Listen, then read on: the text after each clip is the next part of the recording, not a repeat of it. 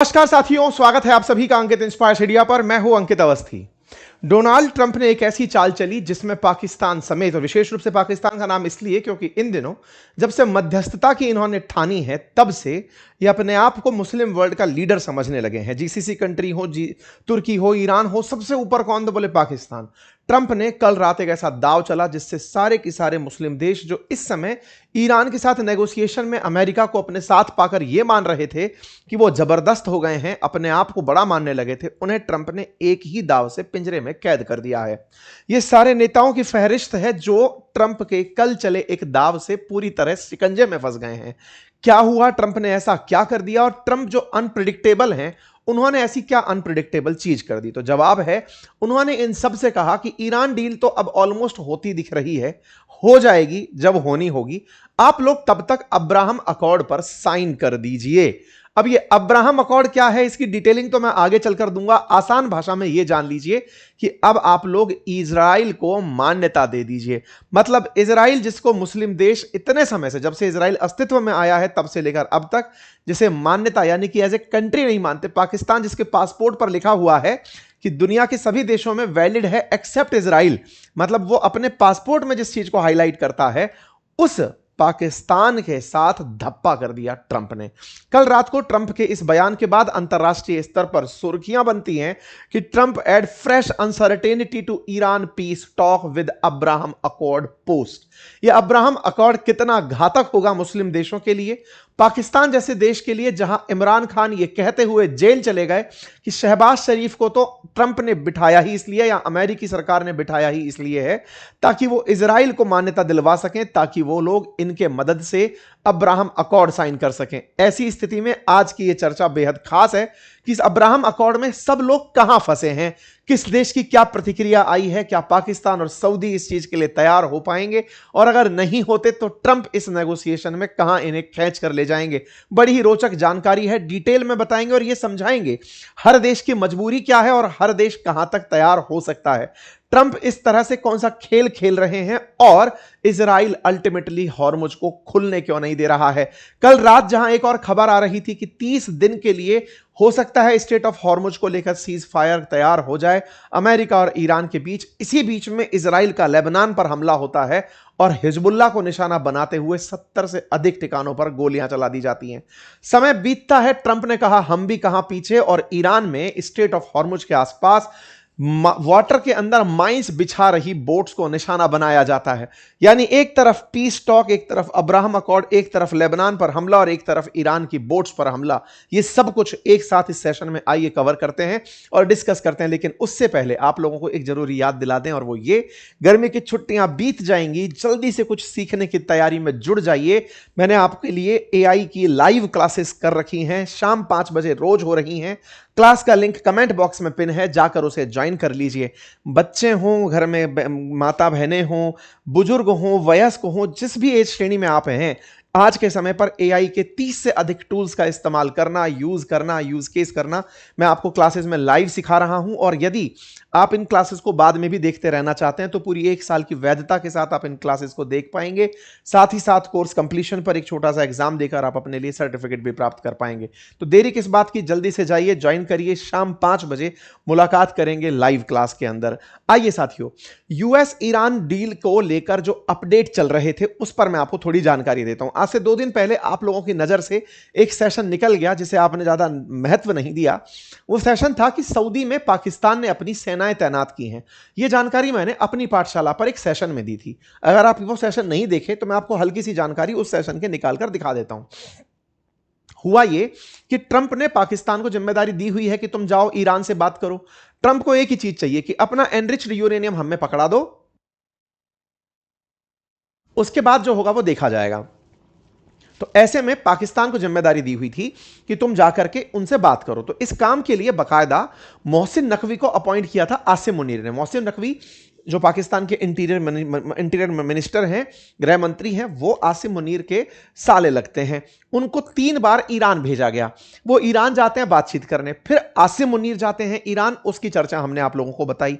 जब ये बातचीत करने जाते हैं तो ट्रंप बड़े आशान्वित होते हैं कि अब बातचीत किसी ना किसी मुकाम पर पहुंचेगी और फाइनली सेटलमेंट हो जाएगा। तो इस बात को ट्रंप ने बकायदा by choke the ticking, clock is ticking करके इस तरह के मैसेजेस उस दौर में किए। ये सारी खबरें चल रही थी। इस बीच में एक चर्चा निकलती है कि पाकिस्तान ने एक तरफ ईरान से बातचीत के रास्ते खोले और दूसरी तरफ ईरान अगर भड़क गया कि नहीं साहब मैं नहीं मान रहा, मैं तो युद्ध करूंगा, तो सऊदी अरब को उसके डिफेंस पैक्ट के तहत यह सुविधा दी कि तुम्हारे ऊपर अगर ईरान ने गोले चलाए तो हम अपने फाइटर जेट तुम्हारे पास तैनात कर देते हैं। और वही हुआ। पाकिस्तान ने अपने जेट स्क्वाड्रन तैनात कर दिए, हजारों की संख्या में ट्रुप्स तैनात सऊदी अरब में कर दी। ऐसी एक्सक्लूसिव खबर निकलकर रॉयटर्स से आई। हालांकि इसकी पुष्टि पाकिस्तान अभी भी करने से बच रहा है, लेकिन जो भी है, यह खबर बाहर निकलकर आती है। उसके बाद क्या हुआ, अब वहां से हम इसको लेकर आज तक लेकर आते हैं कि ट्रंप ने कैसे दांवपेच चले और पाकिस्तान अपने ही बिछाए जाल में कैसे फंस गया। मैं वो आपको सामने रखता हूं। तो देखिए साहब, मैंने बताया था कि आसिम मुनीर ईरान जाएंगे। ये जो मेरे सेशन थे ना, इसमें मैंने ये बताया था कि ये आने वाले समय में ईरान जाएंगे, ये यात्रा की बात थी। तो साहब ये रही 23 तारीख की जानकारी, जब ईरान की यात्रा पर आसिम मुनीर पहुंच जाते हैं। यानी कि ट्रंप ने पहले मोहसिन नकवी को भिजवाया इनके माध्यम से, फिर ये खुद गए और ईरान जाकर अरागची से बातचीत की। यहां पर इनकी ज्वाइंट प्रेस वार्ता टाइप से पब्लिक के सामने अपीयरेंस होती है, नेताओं की मुलाकातें हो जाती हैं। ठीक है साहब, ये 23 मई की खबर है। डेट वाइज चलते हैं। ये खबर सारी की सारी आपके सामने आई, आज से 2 दिन पहले की खबरें चल रही हैं। इसी बीच में मार्को रूबियो 24 तारीख को भारत में प्रेस कॉन्फ्रेंस करते हैं। मार्को रूबियो अमेरिकी विदेश मंत्री भारत की यात्रा पर है, क्वाड समिट के लिए आए हुए हैं। आज क्वाड समिट हो भी रही है। ठीक है, ऐसे में जब ये लोग यहां पर आए हुए हैं तो यहां पर मार्को रूबियो से सवाल पूछा जाता है कि सर क्या ईरान का अपडेट क्या है। तो इन्होंने कहा बस वो न्यूक्लियर वेपन पर तैयार हो जाए, डील एकदम हुई रखी है, जिस भी समय तैनात होगी हम जैसे इस समय बात बनेगी वो हो जाएगा। ट्रंप की पिछले समय में एक आदत रही है, जब भी पीस नेगोशिएशन चल रहे होते हैं, ट्रंप अपने सोशल मीडिया हैंडल पर कुछ ना कुछ धमकाने भरा जैसा काम करते हैं।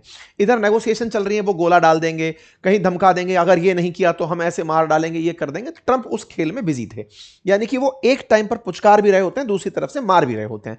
इधर से पाकिस्तान बातचीत करने गया तो उधर से ट्रंप अपनी तस्वीरों के डरा डरा कर इनको डराने लग रहे हैं। खैर, इससे कई बार यह भी लगता है कि ट्रंप चाहते भी हैं कि नहीं कि डील हो, या दुनिया को दिखाते रहना चाहते हैं कि देखो मैं डील में लिप्त हूं। ऐसा खैर आने वाला समय डिकोड करेगा। एनीवे, इसके बाद खबर आती है 24 तारीख के दिन कि ईरान का एग्रीमेंट हो गया, लार्जली नेगोशिएट हो गया, ऐसा ट्रंप का कहना है कि ऑलमोस्ट बातें हो गई हैं।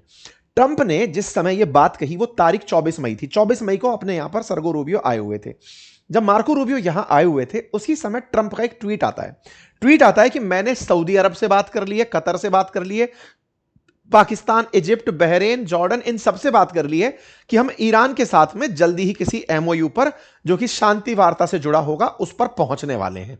24 तारीख को ऑलमोस्ट ये लगने लगता है कि डील हो गई है साहब। इस पर पाकिस्तान के इशाक डार निकल कर आते हैं, विदेश मंत्री आकर के, उप प्रधानमंत्री आकर के जबरदस्त धन्यवाद सबको देते हैं कि बहुत बढ़िया सर, हो गया डील फाइनली, बहुत अच्छा हुआ, इसी दिन का तो ही इंतजार था। 24 तारीख के दिन सबको धन्यवाद बट जाते हैं। यानी कि एक प्रकार से मध्यस्थता हो गई है सर, अब हमारे बीच में डील हो गई है। ट्रंप ने कहा था वो काम फाइनली हो गया है। अच्छा साहब, इस बीच में अति उत्साही पाकिस्तानी स्टाफ चाइना की यात्रा पर पहुंच जाता है। इस बीच में आपको शहबाज शरीफ, आसिम मुनीर और इशाक डार, ये तीनों की तीनों आपको नजर आ जाते हैं शी जिनपिंग से मिलते हुए।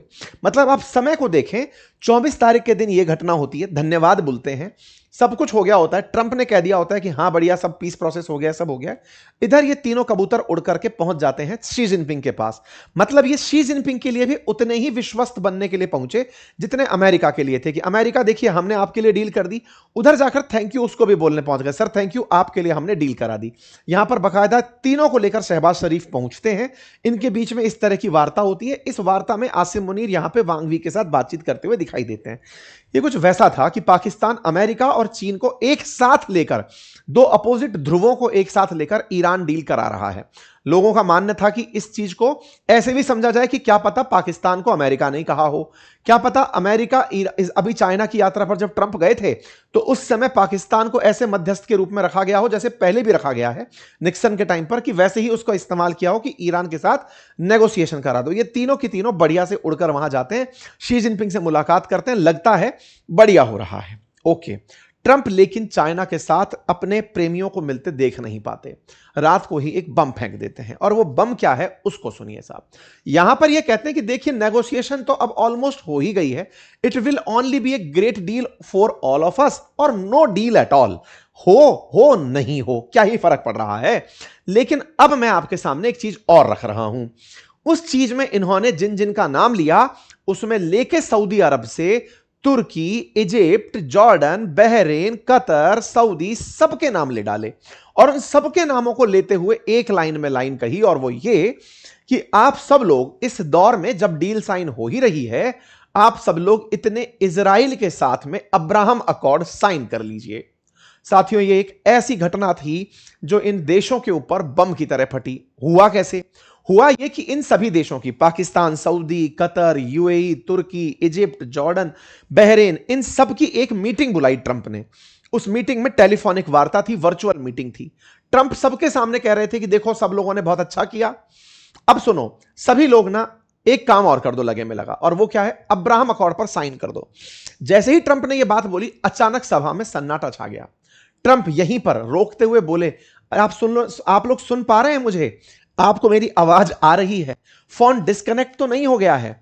ट्रंप मस्करी करते हैं और इन लोगों को फिर से दिखाते हैं कि तुम्हारी कोई औकात नहीं है, मैं तुम्हें यूज कर रहा हूं, तुम्हें दिख क्यों नहीं रहा है। अल्टीमेटली ट्रंप ने एक बम फोड़ा कि अब्राहम अकॉर्ड पर साइन कर दीजिए। यह बात जैसे ही निकलकर आई, उस वर्चुअल मीटिंग में शांति छा गई। ट्रंप कहते हैं कि इस दौर में देखो, यूएई ने, बहरीन ने, कजाकिस्तान ने, मोरक्को ने, सूडान ने, इन्होंने अब्राहम अकॉर्ड, ये मुस्लिम देश हैं, इन्होंने अब्राहम अकॉर्ड साइन किया। और देखो वॉर टाइम में भी ये फ्लरिश कर रहे हैं, इनके ऊपर कोई दिक्कत नहीं है, ये तेजी से आगे बढ़ रहे हैं, तुम लोग भी साइन कर लो। अब ये अब्राहम अकॉर्ड क्या है? असल में इजराइल को मान्यता दिलाने का ट्रंप का तरीका। असल में क्या है, मुस्लिम देशों ने फिलिस्तीन के चलते इजराइल को मान्यता देने से इनकार किया हुआ है। उनका कहना है कि जब तक फिलिस्तीन को, जैसे ईरान का कहना है कि फिलिस्तीन ही हो, इजराइल हो ही ना, बाकी देशों का कहना है कि टू स्टेट हो, यानी कि फिलिस्तीन की भी एक डिफाइंड एरिया हो, उसके लेजिस्लेचर हो, उसका पूरी जगह सुनिश्चित हो, इजराइल फिलिस्तीन के बीच की जो रिफ्ट है वो खत्म हो, तब जाकर हम इजराइल को कोई देश मानेंगे। इस तरह की चीजें अपने आप में हैं।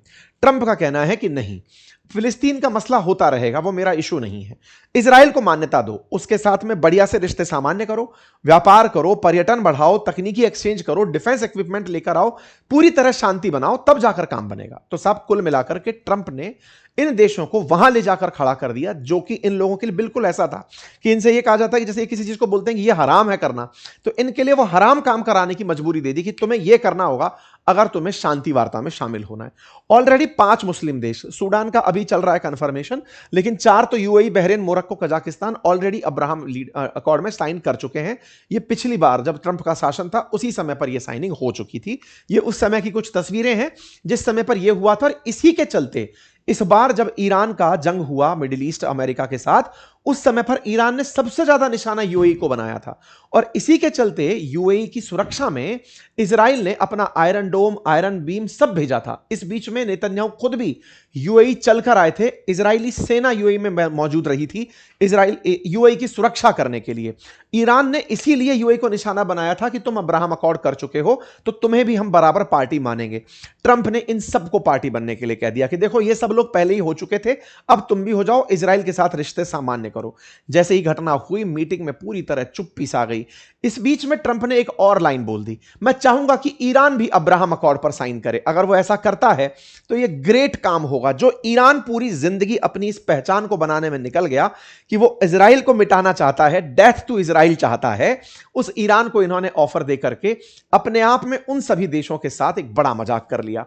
वर्तमान की स्थिति अगर मैं बताऊं तो ग्लोब में अगर मुस्लिम देशों की बात की जाए तो तुर्की पहले से ही, अब्राहम समझौते के पहले से ही इसे मान्यता दे चुका था। मिस्र ने भी एक बार मान्यता दे दी थी, मान्यता दी 1979 में, तुरंत 1 साल 2 साल बाद इनके राष्ट्रपति की हत्या हो गई, बाद में मान्यता वापस लेनी पड़ी। लोगों में इतनी नफरत इजराइल के प्रति इनके लोगों के अंदर थी, इस चक्कर में ये सब हुआ। खैर, अब मैं एक एक करके इन देशों की प्रतिक्रिया बताता हूं जिन्हें ट्रंप ने लपेटा। सबसे पहले वो देखो कबूतर दिखाने वाले प्रिंस को जो ट्रंप हैं उन्होंने इनके साथ जो धोखा किया। देखिए सऊदी प्रिंस की ना पूरे मुस्लिम जगत में बहुत इज्जत है। क्यों है? क्योंकि मक्का मदीना के ये कस्टोडियन समझे जाते हैं कि भाई ये सऊदी अरब में है, और मुस्लिम जब अपनी पूरे जीवन काल के अंदर मक्का मदीना जाते हैं, हज यात्रा पर जाते हैं, तो सऊदी अरब जाते हैं, और सऊदी अरब उस पूरी चीज को फैसिलिटेट करता है, तो मुस्लिम वर्ल्ड में उनकी एक रेस्पेक्ट है। ऐसे में सऊदी क्राउन प्रिंस ट्रंप के बहुत तगड़े मित्र हैं, लेकिन सऊदी क्राउन प्रिंस के जो फादर हैं वो इस मामले में बिल्कुल रिजिड हैं। उनकी रेड लाइन है कि फिलिस्तीन की मान्यता के बिना इजराइल से कोई बात नहीं होगी, फिलिस्तीन के बारे में बात होगी तो इजराइल के बारे में बात होगी। ट्रंप ने लेकिन इनको अपने साथ बिठा रखा है। अब मजबूरी यह है कि क्राउन प्रिंस ट्रंप के साथ को छोड़ नहीं सकते, लेकिन हां भी नहीं कर सकते, घर में कैसे कलेश निपटे। इन बातों को लेकर इन्होंने सऊदी के ऊपर जो दबाव डाल दिया है कि तुम्हें यह एक्सेप्ट करना होगा। हो सकता है एक दो अटकलें हों आप लोगों की, एक दो कारण हों आप लोगों के ना करने के, उन्हें देखा जाएगा, लेकिन आपको यह एक्सेप्ट करना होगा। सोचकर देखिए कि ट्रंप के कहने के बाद सऊदी के अंदर बातचीत होना शुरू हुई, और सऊदी ने तुरंत कहा कि यह काम हम नहीं कर सकते। उनके देश के अंदर इशू खड़े हो जाएंगे, अपने लोगों को क्या बताएंगे कि फिलिस्तीन को लेकर हमारा क्या स्टैंड है। जहां तक बात हो तुर्की की, तुर्की क्योंकि पहले से ही मान्यता देकर चल रहा था इजराइल को, लेकिन इस बीच में जब हमास और इजराइल का युद्ध शुरू हुआ, उस बीच में हमास को उन्होंने स्वतंत्रता सेनानी करार देकर के इजराइल को आतंकी राष्ट्र घोषित कर दिया। मतलब तुर्की पूरी तरह से रिवर्स चल रहा है। तुर्की चाहेगा कि सऊदी एक बार इसको अब्राहम में शामिल हो जाए, फिर ये मुस्लिमों की नजर में एक हीरो बनकर निकलेंगे कि देखो मैंने इजराइल के खिलाफ कितने बयान दिए। सब लोग अपने लोगों के बीच में ये इज्जत पाने के लिए इजराइल को मोहरा बना के चल रहे हैं कि तुम्हें हम गाली देकर खुद की इमेज चमका पाएंगे। जहां तक बात हो ईरान की, ईरान तो लड़ता हुआ ही इसलिए आया कि इजराइल होना ही नहीं चाहिए इस धरती पर, इसी के चलते इन पर हमले भी हुए हैं, क्योंकि death to America death to Israel कहने वाला ईरान है, और ईरान ने इजराइल के खात्मे के लिए ही हिजबुल्लाह, हमास, हूती इन सबको समर्थन दिया। तो ऐसे में इन समर्थन को ये कैसे इग्नोर कर सकते हैं। जहां तक बात हो इजिप्ट की, इजिप्ट ने 1979 में कैंप डेविड समझौते के तहत इजराइल को मान्यता दे दी थी। उनके राष्ट्रपति की 1981 में हत्या हो गई थी, राष्ट्रपति अनवर सादात की, जिन्होंने इसको मान्यता दी थी। जनता को इतना रोष था, बाद में इनको वापस लेना पड़ा। मतलब इजिप्ट ये कर भी दे तो मारा जाए। अब दिक्कत और भी है, और वो क्या है? असल में इजिप्ट का जो सिनाई पेनिनसुला वाला हिस्सा है ना, वो इजराइल के साथ बॉर्डर साझा करता है, और इजराइल के साथ एक राफा बॉर्डर है जो यहां पर लगता है। असल में होता क्या है कि जो गाजा स्ट्रिप है ना, गाजा स्ट्रिप के अंदर जो फिलिस्तीनी है, जब इजराइल ने उन फिलिस्तीनियों को निशाना बनाना शुरू किया तो बड़ी संख्या में वो इजिप्ट में जाकर रह गए। ऐसे ही इजराइल के दूसरी तरफ, पूरब की तरफ एक देश है जॉर्डन। जब गाजा के अंदर या फिर इजराइल के अंदर फिलिस्तीनियों को हटाया गया तो वो जॉर्डन में आकर शरण लिए। अभी 70% जो जॉर्डन की आबादी है ना, वो फिलिस्तीनियों से है, और सिनाई पेनिनसुला में भी बड़ी संख्या में फिलिस्तीनी है। ऐसे ही लेबनान में भी बड़ी संख्या के अंदर फिलिस्तीनी है। ऐसे में इन देशों की मुसीबत यह है कि यदि इन्होंने इजराइल को मान्यता दे दी तो इनके देश में अनरेस्ट पैदा हो जाएगा, क्योंकि ये लोग जो यहां रहकर गए हैं वो ये कहेंगे कि तुम जानबूझकर हमारा घर खाली करवा दिए, हम तुम्हारे घर में अब अपनी जगह चाहेंगे। तो इन देशों में आंतरिक मसले बिगड़ सकते हैं। ये तस्वीरें इसी बात की बयानगी हैं। तो इजिप्ट की अपनी परेशानी है। बात की जाए इसी तरह से और देशों में, तो इजिप्ट की एक और परेशानी भी है, उसको इथोपिया से संकट है, और ट्रंप उसे इथोपिया से बचाने के लिए जो ग्रेनेसा डैम बना हुआ है उस पर वो इनका साथ देते हैं, अल सीसी का। तो ऐसे में ट्रंप बदले में उनसे अब्राहम अकॉर्ड मांग ले रहे हैं कि तुम्हारी जान जाए मुझे कोई मतलब नहीं है, मुझे इजराइल को मान्यता दिलानी है। साथ ही साथ बात जॉर्डन की हो, जॉर्डन की मुसीबत यह है कि वो जानबूझकर भी, चाह करके भी इजराइल को मान्यता नहीं दे सकता, जबकि वास्तविकता में जॉर्डन ही वो कुशन है जिसके चलते इजराइल फिलिस्तीनियों को निकाल पाता है। अगर जॉर्डन ना हो तो फिलिस्तीनी जाएं कहां? और तो और जॉर्डन ने अपनी जमीन इस बार ईरान पर हमला करने के लिए उपलब्ध कराई थी। मतलब जॉर्डन एक ऐसा देश बनकर आया है जो बोल सकता नहीं है, इंटरनली इजराइल को पूरी मान्यता है लेकिन पब्लिक अनाउंसमेंट नहीं कर सकता, अदरवाइज उनका तख्ता पलट हो जाएगा और फिलिस्तीनी जनता पूरी तरह से जॉर्डन पर कब्जा करके बैठ जाएगी। इसके चलते उन्होंने भी पहले ट्रंप के प्रस्ताव को मान्यता नहीं दी थी, ट्रंप ने फिर से दांव फेंक दिया है। जहां तक बात हो कतर की, कतर ऐसा देश है जो कि इन पूरे देशों में सबसे अमीर पर कैपिटा इनकम के हिसाब से जाना जाता है, आबादी लेकिन बहुत कम है। इसके रिश्ते ईरान और सऊदी दोनों के साथ बहुत अच्छे थे। इसकी भूमिका हमेशा मध्यस्थ के रूप में रही है, लेकिन इन महाशय ने अभी कुछ दिनों पहले जो अपनी रिफाइनरीज पर ईरान का हमला पाया, उसका बड़ा कारण यही था कि तुमने अमेरिका को अपने यहां पर बेस क्यों दिया हुआ है। कतर अगर अब्राहम अकॉर्ड साइन कर लेता है तो इत्तू सा कतर है उसको एक मिसाइल हमले के अंदर ईरान वाले उड़ा दें। इनकी मुसीबत यह फंसी है कि माने तो माने कैसे, बचे तो बचे कैसे। और तो और इजराइल भी हमास का मुख्यालय कतर में होने के कारण इनको निशाना बनाता आया है। बाद में हालांकि ट्रंप के कहने पर क्षमा जरूर मांगी हो, लेकिन कतर की स्थिति इस समय बहुत ज्यादा विकट हो चुकी है। कुल मिलाकर के कतर जो ईरान की मध्यस्थता फिर से करना चाहता है वो अटक गया है ट्रंप के इस प्रस्ताव में कि साहब हम ये कर नहीं पाएंगे। कतर की मित्रता ईरान से भी है, इसी के चलते उसे सऊदी से कई बार डांट भी खानी पड़ी। कुल मिलाकर के ईरान की स्थिति को अब्राहम अकॉर्ड को लेकर ट्रंप ने जो दाव चला वो मजेदार हो गया है। बात करें पाकिस्तान की तो इन भाई साहब का क्या होगा जो इस समय ग्लोबल पटल पर पंच बनकर निकले हैं। इनका क्या है, इनकी कहानी में बड़ा इजाफा है साहब। क्या है, इनके पासपोर्ट में लिखा है this passport is valid for all countries of the world accept Israel. दुनिया में हर जगह वैलिड है उसको छोड़ करके। असल में क्या था कि जो जिन्ना थे ना, वो जिन्ना जो है वो इजराइल को मुस्लिमों की पीठ पर छुरा घोपा हुआ मानते थे कि इजराइल गलत देश है, उसे होना ही नहीं चाहिए। इसलिए पाकिस्तानी उसी चीज को आज तक ढोते चले आ रहे हैं। इमरान खान ने पिछली बार भी ये कहा था जब ट्रंप का शासन था कि ट्रंप ने हम पर अब्राहम अकॉर्ड के लिए दबाव बनाया, हम माने नहीं। अब इमरान खान जेल में है, लेकिन उनकी जो पार्टी पीटीआई है वो अपोजिशन में बहुत तेजी से ऊपर उठ रही है। शहबाज शरीफ को चिंता है कि अगर अब्राहम अकॉर्ड साइन कर दिया तो मारे जाएंगे।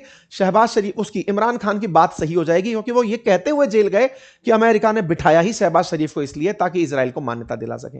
ये सच भी है। सच कैसे है, अभी जो काउंसिल ऑफ पीस बनाई गई थी गाजा की पुनः बहाली के लिए, उस पूरी कहानी में पाकिस्तान को जोड़ दिया गया था और पाकिस्तान में उस बात का बहुत तगड़ा विरोध हुआ था।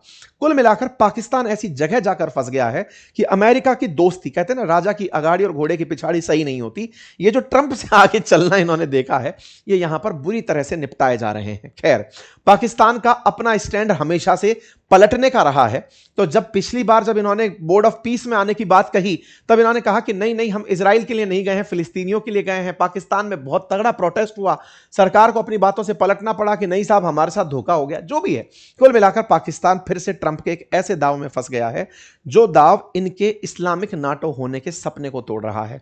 अमेरिका ने जिस तरह से यह दाव खेला है वो पाकिस्तान के लिए अब ऐसी चीज बन गया है कि हम कैसे करें इसे। एक तरफ कर्ज लेना अमेरिका से मजबूरी है, अगर नहीं लिया तो बर्बाद हो जाएंगे। ट्रंप की हम इतनी तारीफ कर चुके हैं कि किसी और साइड जा नहीं सकते, और अगर नहीं लिया तो अपने ही देश में बर्बाद हो जाएंगे। तो कुल मिलाकर के ट्रंप ने पहले बोर्ड ऑफ पीस के नाम पर इन सारे मुस्लिम देशों को, जिनको अब अब्राहम अकॉर्ड के लिए कहा है, उन्हें फंसाया, और अब सीधा सीधा कह दिया कि पीस डील तभी करूंगा, फिर चाहे जीसीसी हो, बोर्ड ऑफ पीस हो, सबको उन्होंने एक ही दाव में फंसा दिया है। कुल मिलाकर ट्रंप ने सही मायने में एक ऐसा दाव खेला जो इजराइल के अस्तित्व को बड़ा करता है और इन सबको छोटा कर रहा है। बात इजराइल की भी कर ही लेते हैं। इस बीच में इजराइल ने अपनी तरफ से, अब इसमें बड़ा इंटरेस्टिंग है, ईरान तैयार हो रहा था, 30 दिन की खबर निकलकर आना शुरू हुई थी कि ये लोग तैयार हो रहे हैं 30 दिन के उसके लिए, शांति के लिए। इस बीच में इजराइल बाहर निकलता है और उठ करके लेबनान पर गोले फोड़ देता है, हिजबुल्लाह पर स्ट्रांग ब्लो कि लो जी पकड़ दिया। मतलब इजराइल ये चाह ही नहीं रहा है कि पहले मेरा मामला रिजॉल्व करो, जब तक तुम अब्राहम अकॉर्ड साइन नहीं करोगे। ये वैसी वाली बात है कि अब तक हॉस्टेज ईरान ने बना रखा है दुनिया को, अब मैं बनाऊंगा। तो साहब इजराइल ने अपनी तरफ से काम कर दिया। अमेरिका क्या बोला? कुछ नहीं बोला। अमेरिका ने अपनी तरफ से इस दौर में जब शांति वार्ता चल रही थी तो ईरान की कुछ बोट्स लैंड माइन बिछाने लगी हुई थी, उन लैंड माइंस को जाकर के इजराइल ने फोड़ दिया और अमेरिका ने फोड़ दिया कि लो जी ईरान के साथ एक मतलब छिटपुट, कहते हैं ठंड में थोड़ी बहुत क्रॉस फायरिंग हुई है, हमारी शांति वार्ता खत्म नहीं हुई है। कल रात को खबरें आ रही थी कि ईरान पर बम धमाके हो रहे हैं। असल में उन बोट्स को निशाना बना रही थी अमेरिकी सेना, क्योंकि कई बोट्स ईरान की ऐसी छोटी छोटी सी निकल कर आ गई थी जो कि अमेरिकी जहाजों के आसपास माइंस बिछा रही थी कि बेटा तुम निकलोगे तो ये फट जाएगा। तो कुछ इस तरह की छिटपुट घटनाएं देखने को मिली। कुल मिलाकर ये जो भी चल रहा है, ट्रंप को इसमें बड़ा मजा आ रहा है। अब आप लोग इसे कैसे देखते हैं जरूर कमेंट बॉक्स में बताइए। चैनल पर नए हैं तो सब्सक्राइब कर लीजिए। और हाँ, आज हमने एक बढ़िया पैनल डिस्कशन रखा है, थोड़ी ही देर में वो भी आपके सामने आएगा, जिसमें हमने यूपीएससी का जो हाल ही में पेपर रहा उसको लेकर के यूपीएससी के जो एडुकेटर्स हैं, जो उसके जानकार हैं, मेंबर्स हैं, उनके साथ एक चर्चा रखी है। अगर वो चर्चा आप तक आती है तो जरूर उसे समय निकाल कर देखिएगा। फिलहाल के लिए इतना ही, अपना ख्याल रखें और बाकी गर्मी की छुट्टियों में अपने लिए कुछ नया सीखें। आइए शुरू करते हैं एआई की लाइव क्लास, जिसका लिंक है कमेंट बॉक्स में पिन। जाइए उसे ज्वाइन करिए, पूरी 1 साल की वैधता के साथ एनरोल कर जाइए। धन्यवाद।